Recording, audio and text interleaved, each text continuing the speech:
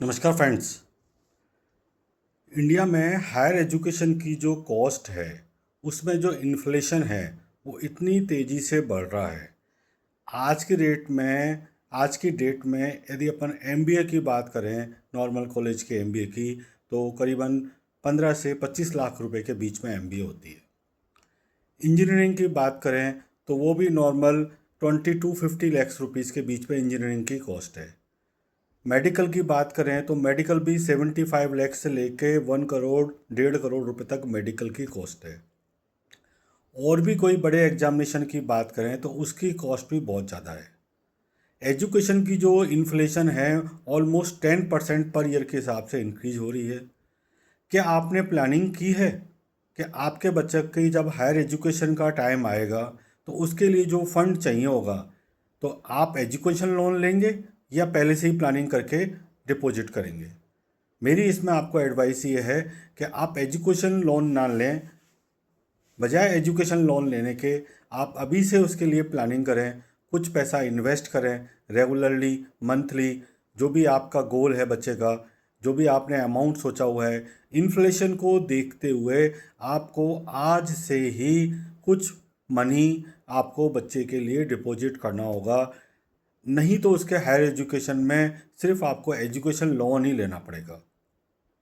ध्यान रखिए, कोई भी लोन हो, एजुकेशन लोन हो या और भी कोई लोन हो, लोन हमेशा स्ट्रेस प्रोवाइड करता है।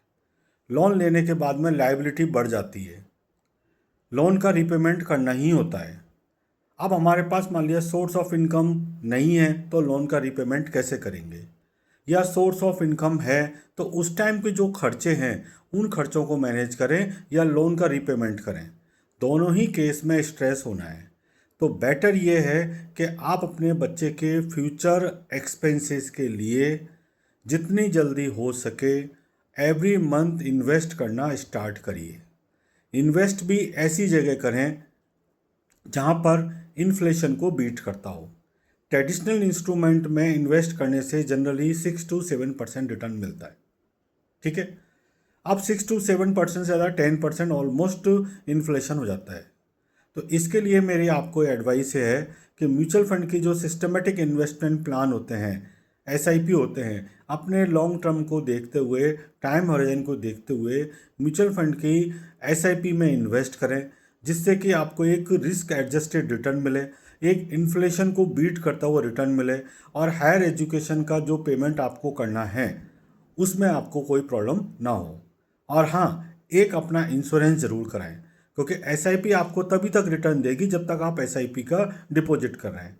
इन केस यदि जो जिसने एसआईपी करी है, जो फादर या मदर जो उसके एसआईपी को चला रहा है, एक तरीके से इन्वेस्ट कर रहा है, इन केस उसको कुछ मिस हैपनिंग होती है, उस केस में एसआईपी बंद हो जाएगी और बच्चे के हायर एजुकेशन का जो सपना है वो वहीं का वहीं रह जाएगा।